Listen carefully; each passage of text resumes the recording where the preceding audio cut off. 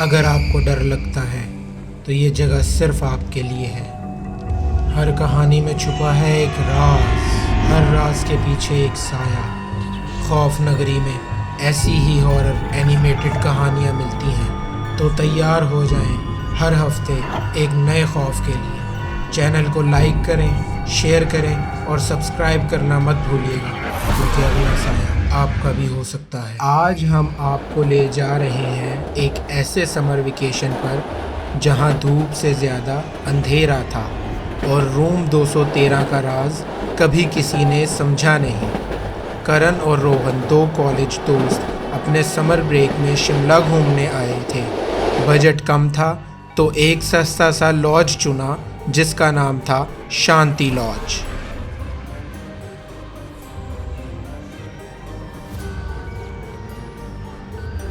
नाम तो बड़ा शांत था, मगर अंदर कदम रखते ही हवा का टेम्परेचर बदल गया।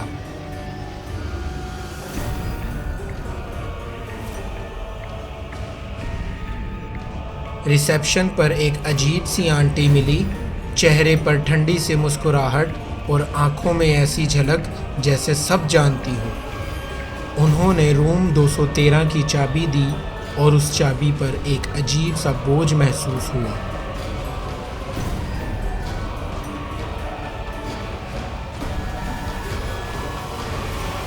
मगर जैसे ही रात के 2 बजे लाइट चली गई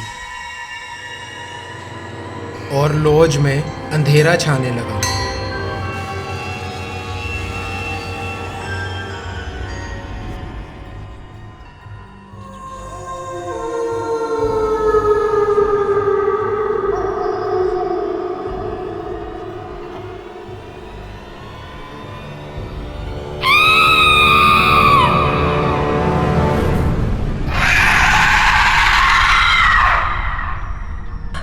दोनों रिसेप्शन की तरफ दौड़े, पर रिसेप्शन खाली था। ना वहाँ रिसेप्शनिस्ट थी और ना ही कोई मेहमान, सब खाली था। हर रूम का दरवाज़ा खुला था और कमरे खाली, जैसे सालों से वहाँ कोई आया ही ना हो। फिर समझ आया कि ये लॉज नहीं, एक रुका हुआ वक्त है। रूम 213 में कुछ तो ऐसा है जो वक्त को रोक लेता है, इंसानों को अंदर खींच लेता है और कभी वापस जाने नहीं देता। रोहन ने अपना फ़ोन निकाला, जीपीएस बंद और घड़ी की सुई रुक चुकी थी। और फिर दरवाज़ा बंद हो गया, रूम 213 का, खुद ब खुद। शांति लॉज बंद हो गया है सालों पहले।